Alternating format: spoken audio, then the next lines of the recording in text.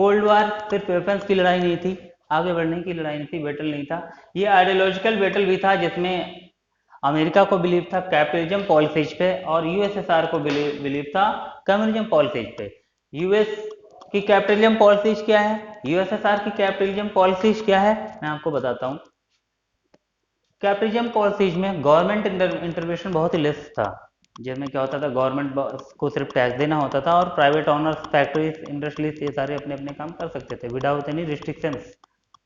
Business maximisation और more business के chances बहुत ज़्यादा होते थे और बिजनेस आगे बढ़ते थे इसमें बहुत ज़्यादा।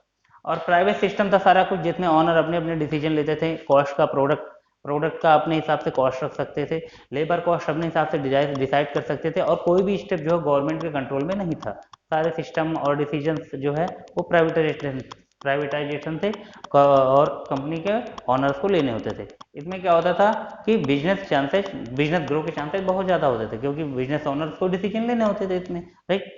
अब इसके सेम अपोज डिफरेंट क्या था, यूएसएसआर का कम्युनिज्म पॉलिसी में क्या होता था, whole system in hand of government, यानी सारा सिस्टम जो है गवर्नमेंट के अंडर में होता था, गवर्नमेंट के अंडरटेकिंग में होता था। इसमें डिसीजन जो है सारे गवर्नमेंट लेती थी, चाहे वो किसी भी प्रोडक्ट कॉस्ट की का डिसीजन हो, किसी भी प्रोडक्ट का कॉस्ट रखना हो, या फिर लेबर डिसीजन, लेबर कॉस्ट रखना हो, लेबर की चार्ज क्या होंगे, लेबर को कितना दिया जाना चाहिए।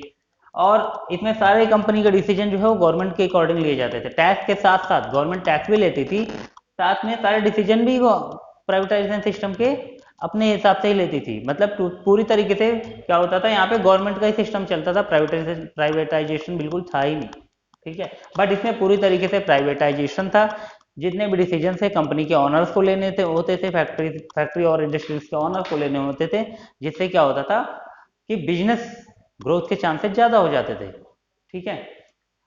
अब बेहतर तो अलग अलग बात है, सबकी अपनी अपनी आइडियोलॉजी थी, ठीक है ना। अमेरिका बिलीव करता था कैपिटलिज्म आइडियोलॉजी पे, कि उसको ये लगता था कि इकोनॉमिक डेवलपमेंट करनी है अगर वर्ल्ड में तो कैपिटलिज्म ही स्टार्ट करना पड़ेगा। बट यूएसएसआर इसके सेम अपोज था, कह रहा था कम्युनिज्म से ही जो है इकोनॉमिक ग्रो बेटर तरीके से वर्ल्ड में हो सकती है।